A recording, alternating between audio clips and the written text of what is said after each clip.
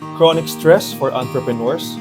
Hi Joyful! Tayong mga negosyante, sanay tayo sa stress. Pero kapag dinalaw ka na ng chronic stress, alam mong iba na to. Siyempre sa araw-araw na meron tayo, parang we eat breakfast, lunch, and dinner na stress. Okay lang yan. It's a perfect ingredient para ma-motivate tayo. Pero pag nandun ka na sa chronic stress, mararamdaman mong nag-iiba pati pakaramdam mo. Alam mong exhausted na physically yung katawan mo dahil dyan na nagsisimula yung magkakalagnat ka.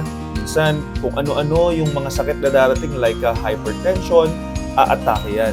May mga pagkakataon din na hindi ka na makatulog dahil nga sa paulit-ulit na stress. So, gulong-gulo na rin yung utak mo, not just during daytime, pati gabi. Pero alam mong ayaw mo na. Nung panahon ko na na-stress ako, ang pinaka-worst na naaalala ko was I had hives.